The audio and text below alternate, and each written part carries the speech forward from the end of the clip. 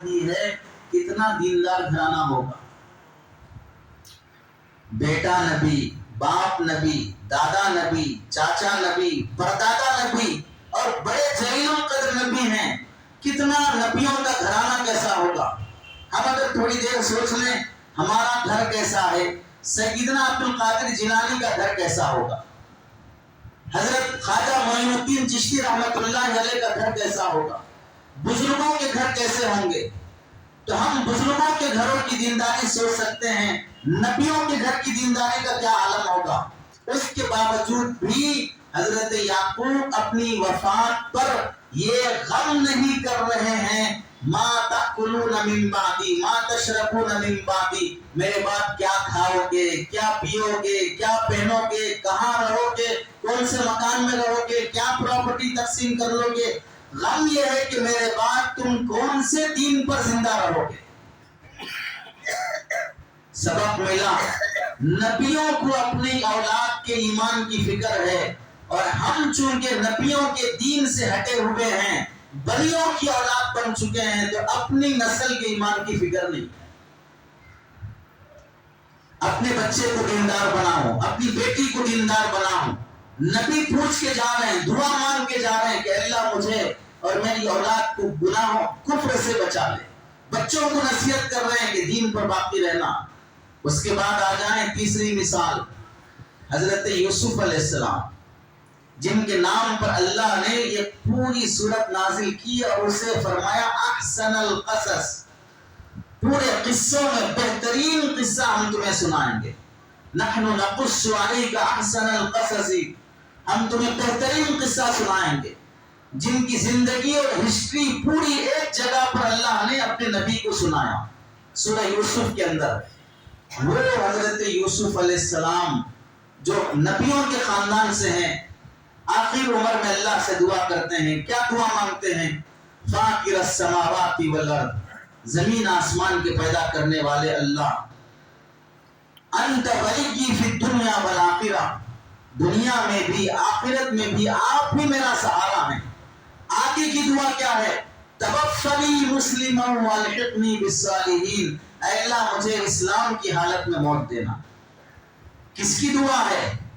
یوسف علیہ السلام کی دعا ہے. والحقنی بالصالحین، اے اللہ مجھے نیک لوگوں کی صحبت میں اٹھانا، میرا حشر نیک لوگوں کے ساتھ کرنا. کیا ضرورت پڑی اتنے بڑے جلیل القدر نبی کو اسلام کی حالت میں موت کی دعا مانگنے کی؟ پتا چلا ایمان اتنی بڑی نعمت ہے، انبیاء بھی اسے دعائیں مانگنے پہ مجبور ہیں، جبکہ ان کا ایمان کبھی چھینا نہیں جائے گا. لیکن اللہ سے مانگ رہے ہیں کہ اللہ ہمیں ایمان کی اور اسلام کی حالت میں زندہ رکھنا اور ایمان کی حالت میں وفات دینا. چوتھی مثال، ہمارے اور آپ کے نبی محمد الرسول اللہ صلی اللہ علیہ وسلم، جن کے صدقے سے ہمیں اللہ نے ایمان دیا، یہ عزت دی ہے، جن کے ہم امتی کہلاتے ہیں. آپ تو صرف نبی نہیں ہیں، سید الانبیاء ہیں، امام الانبیاء ہیں، انسانوں کے، جناتوں کے، فرشتوں کے، مخلوقات کے نبی ہیں. آپ کے ایمان کے بارے میں کیا ڈاؤٹ ہو سکتا ہے؟ لیکن حدیثیں دیکھیں آپ علیہ السلام کے بارے میں. حضرت ام سلمہ ام المؤمنین، امت کی ماں، گھر کی خاتون گواہی دیتی ہے، کانا اکثر دعاء رسول اللہ، اللہ کے رسول جو دعائیں بہت مانگا کرتے تھے وہ کیا تھی؟ اذا کان عندکی، جب حضرت ام سلمہ کے گھر میں ہوتے تو کیا دعائیں زیادہ مانگتے؟ یا مقلب القلوب ثبت قلبی علی دینک، اے اللہ دلوں کے پلٹنے کی طاقت آپ کے ہاتھ میں ہے، میرے دل کو ہمیشہ اپنے دین پر جما کے رکھنا. نبی مانگ رہے ہیں. جب پوچھا گیا کیوں آپ یہ دعا اتنا زیادہ مانگتے ہیں، یا مقلب القلوب، تو آپ علیہ السلام فرماتے ہیں انہ لیس آدمی الا وقلبہ بین اصبعین من اصابع اللہ فمن شاء قام ومن شاء ازاغ. اللہ تعالیٰ کہ دو انگلیوں کے درمیان میں سارے انسانوں کے دل ہیں. اللہ جس کو چاہے دین پر باقی رکھتا ہے، جس کو چاہے دین سے پلٹ دیتا ہے. دعا سکھائی قرآن میں، ربنا لا تزغ قلوبنا بعد اذ ہدیتنا، اے اللہ ہدایت دینے کے بعد پھر گمراہی کے راستے پہ جانے سے بچا دے۔ نبی مانگ رہے ہیں، امت کو سکھایا گیا قرآن کی آیات میں کہ یہ مانگو کہ ہدایت ملنے کے بعد پھر گمراہی کی طرف نہ جائیں، اس لیے کہ یہ وہ نعمت ہے کہ اگر ایک بات چلی گئی، کافر سے بھی بدتر وہ شخص کہلاتا ہے جو مرتد ہو جاتا ہے۔ ماں پیٹ سے کافر بن کے جو پیدا ہوا، اس سے بھی بدتر وہ شخص ہے جو مسلمان گھرانے میں پیدا ہو کر پھر کافر بن گیا، اسے اللہ تعالیٰ کافروں سے بھی بڑی سزا دیں گے۔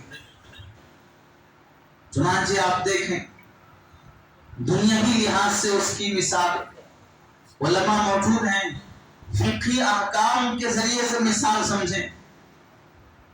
مسلمان جماعت کافر سے لڑنے اور جنگ کرنے کے لیے اصول ہیں۔ پہلے دعوت دو، پھر اس کے بعد جزیے کی بات، ٹیکس کی بات کرو، نہیں ہوگا تو پھر جنگ کی بات کرو، نہیں ہے جنگ سے پہلے ہی ٹیکس پہ آ گئے، اپنی جگہ جینے دو۔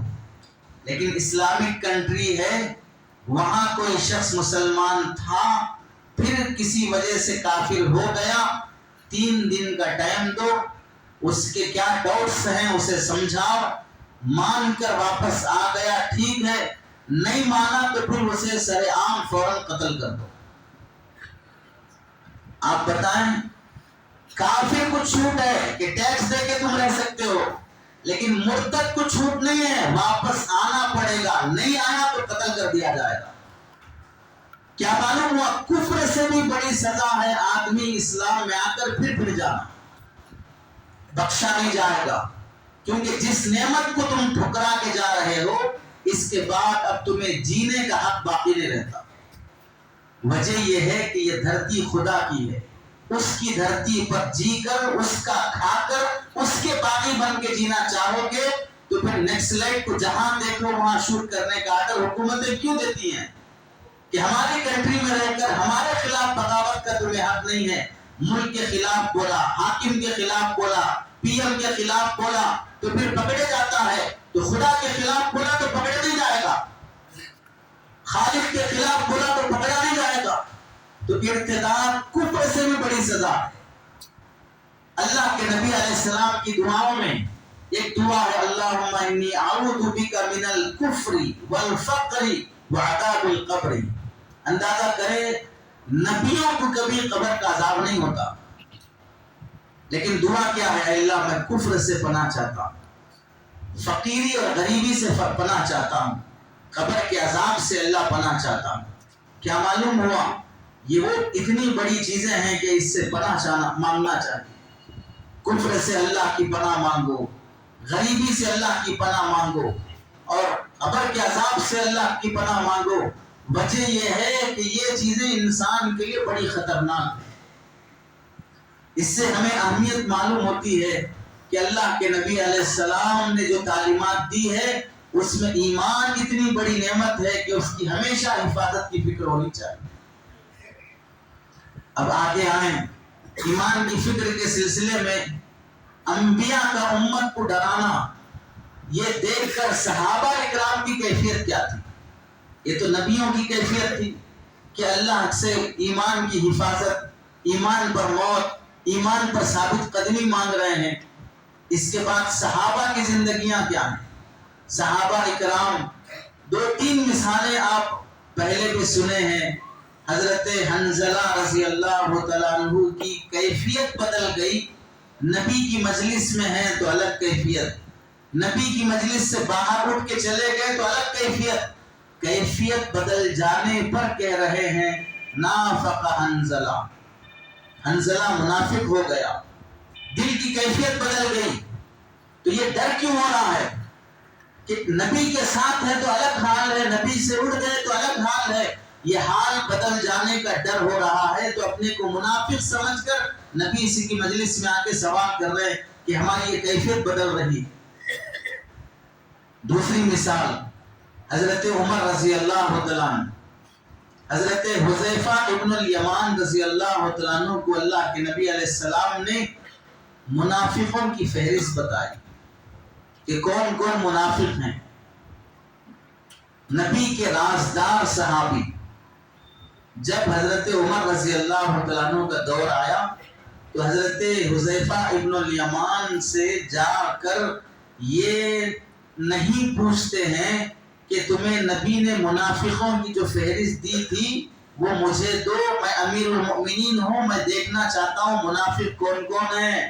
یہ نہیں پوچھتے ہیں، بلکہ یہ پوچھتے ہیں حذیفہ بس اتنا بتا دو ان منافقوں کی فہرست میں کہیں عمر کا نام تو نہیں.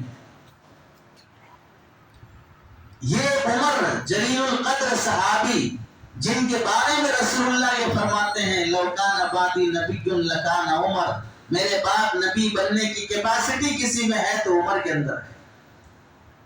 ایسے صحابی کو ڈر ہے کہ منافقوں کی فہرست میں میرا نام نہ ہو جائے. یہ صحابہ اکرام کا غم ہے کہ ہمیں اللہ کے نبی علیہ السلام نے جو ایمان دیا وہ موت سے پہلے کہیں چھن نہ جائے. حضرت ابو الدرداء رضی اللہ تعالیٰ عنہ کا واقعہ صحابہ میں تیسرا قصہ. حضرت ابو الدرداء رضی اللہ تعالیٰ عنہ کے بارے میں لکھا ہے ہمیشہ اس بات کی قسم کھا کر فرماتے تھے کہ جو شخص اپنے موت کے وقت ایمان کے نکل جانے سے نہیں ڈرتا ہے مجھے ڈر ہے کہ کہیں اس کا ایمان زندگی میں بھی نکل نہ گیا.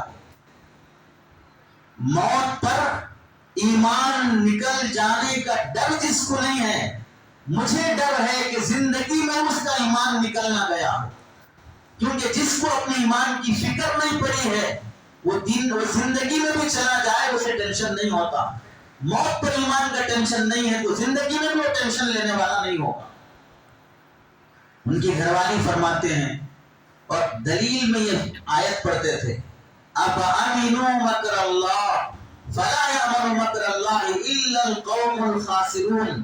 کیا اللہ کی پلاننگ سے یہ لوگ مطمئن ہو گئے؟ اللہ کب کس کے ساتھ کیا فیصلہ کریں گے؟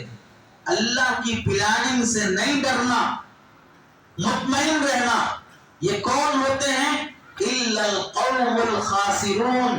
جو گھاٹے میں ہیں، خسارے میں ہیں، وہی لوگ مطمئن رہتے ہیں اپنے ایمان کے بارے میں، جن کو آگے نقصان ہونے والا ہے لیکن احساس نہیں ہے.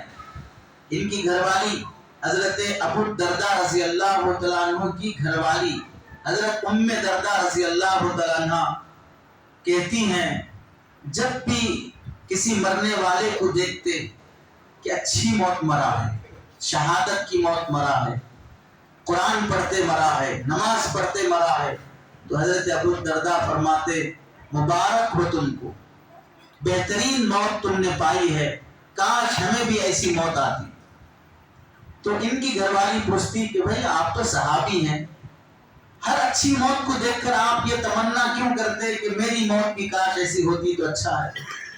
تو حضرت ابو الدرداء فرمانے لگے ارے نادان عورت، مرتے وقت کلمہ نصیب ہو جائے اور کلمے کے ساتھ دنیا سے چلا جائے، اس سے بڑی نعمت کیا باقی رہ گئی ہمارے لیے. تو ہر اچھی موت کو دیکھ کر میں تمنا اسی لیے کرتا ہوں تاکہ موت پر میرا ایمان سلامت رہے.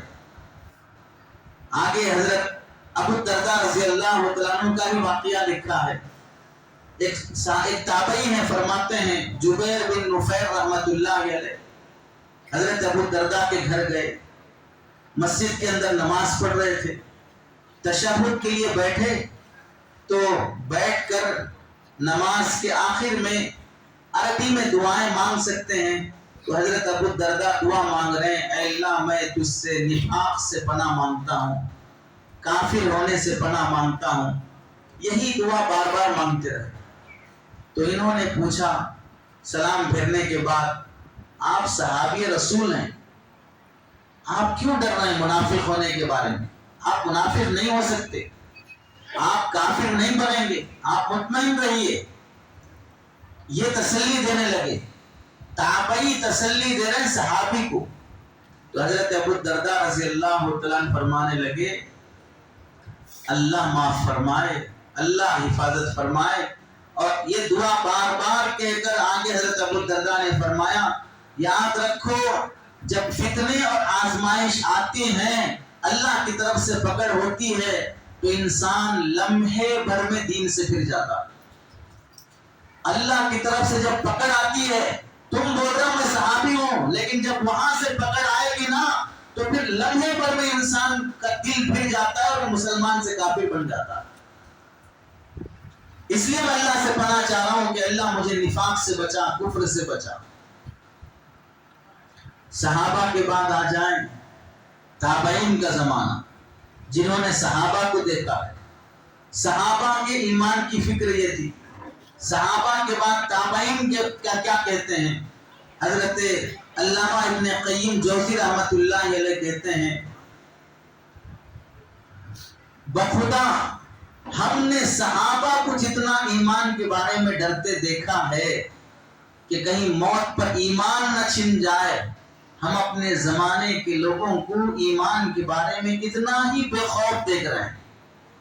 وہ جتنا ڈرا کرتے تھے ایمان کے بارے میں، یہ لوگ اتنے ہی نڈر ہیں ایمان کے بارے میں. ایسا لگ رہا ہے ان کو گویا کہ اللہ کی طرف سے یہ پکی خبر حضرت جبرائیل کو بھیج کر دی گئی ہے کہ اب تم گارنٹی کے مومن ہو، کبھی تمہارا ایمان نہیں چھینا جائے گا. ایسے اطمینان کے ساتھ یہ لوگ جی رہے ہیں. اور جو صحابہ تھے اتنا ہی بے چین ہو کر وہ تڑپتے تھے اپنے ایمان کے سلسلے. حضرت سفیان ثوری رحمت اللہ علیہ بڑے محدث گزرے ہیں. ان کی وفات کا وقت قریب آیا اور بیماری سخت ہو گئی، رونے لگے. ایک صاحب جو بازو بیٹھے تھے انہوں نے کہا کیوں رو رہے ہیں؟ آپ تو تابعی ہیں، صحابہ کی صحبت پائی ہے، آپ کے گناہ بھی معاف ہیں، بڑی اللہ نے آپ سے دین کی خدمات لی ہے. تو حضرت سفیان ثوری رحمت اللہ علیہ آسمان کی طرف سر اٹھایا اور زمین سے تھوڑی سی مٹی لے اٹھائی اور فرمایا اللہ کی قسم میرے سارے گناہ میری نظر میں اس مٹی سے زیادہ ہلکے ہیں. یعنی جو ہاتھ میں مٹی لیا ہوں، پوری زندگی کے گناہ اس مٹی کے برابر بھی نہیں ہیں کہ میں گناہوں کی وجہ سے ڈر رہا ہوں. اللہ کا شکر ہے میں نے گناہ نہیں کیے، گناہوں کا ٹینشن نہیں ہے. ڈر اس بات کا ہے کہیں مرنے سے پہلے میرا ایمان چھین نہ جائے. جس کی زندگی میں گناہ مٹی کے ایک مٹھی برابر بھی نہیں ہے، پھر بھی وہ اپنے ایمان کے چھن جانے سے ڈر رہا ہے، اور جس کی زندگی کے گناہ پہاڑوں کے برابر ہیں وہ اطمینان سے بیٹھا ہے کہ ہم مومن ہو کر ہی مریں گے. یہ دراصل اس نعمت کی ناقدری ہے. حضرت ابراہیم تیمی رحمت اللہ علیہ بڑے تابعی گزرے ہیں. جب بھی بیان کرتے بیان کے درمیان میں یہ آیت بار بار پڑھتے، یا ایھا الذین آمنوا لم تقولون ما لا یفعلون. اے لوگوں جو